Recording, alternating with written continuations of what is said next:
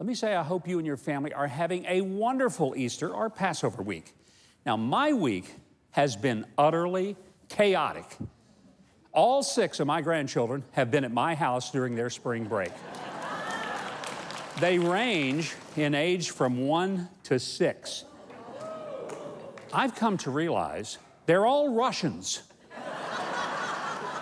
They meddle in everything, not just elections. And they create a level of chaos that might require a FEMA declaration by the president. I've spent the entire week counting to 6. Some of you understand what I'm talking about. At one point, my daughter-in-law remarked that she sure hoped we could put the house back together when they left. I told her that the house had to be built once, and I'm sure it could be built again. But look, the way I look at it is this: everything in that house is replaceable. The only thing we can't replace are those 6 delightful children that have made me laugh and have kept a smile on my face all week. I've heard it said that the reason that grandparents and grandkids get along so well and have such a special bond is because they have a common enemy.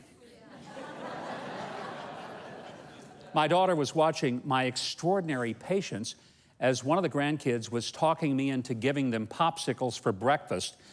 All the while, they were chasing our dogs around the yard and terrorizing the dogs. And she said, "Dad, who are you? I don't even know you." Now, when I hear some grandparents say that they love when their grandkids come, but they love it even more when they leave, I honestly cannot connect to that.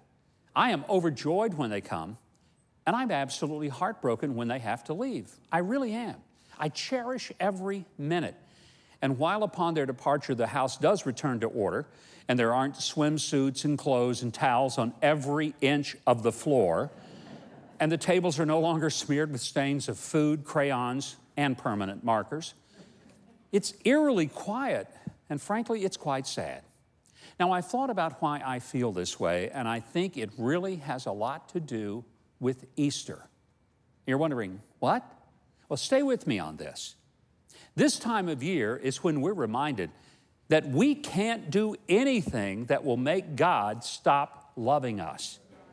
Even as Christ was being ridiculed and ultimately crucified, he said, "Father, forgive them. They know not what they do." As mankind was doing the worst thing they could do to God, he was doing the greatest thing he could do for us.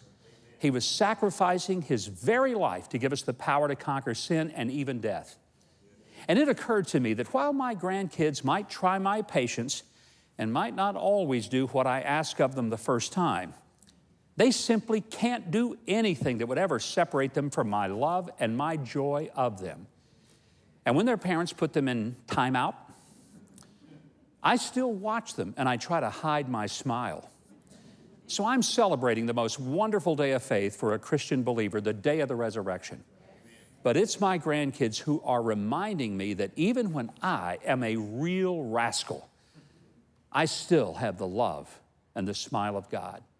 By the way, I'm actually fairly tolerant of someone else's grandkids, even when they are crying or screaming on an airplane, because I figure they can't help it if they're tired or their ears hurt. It's just the adults on the plane who talk loud on their phone or act rudely toward the flight attendants that I can't stand.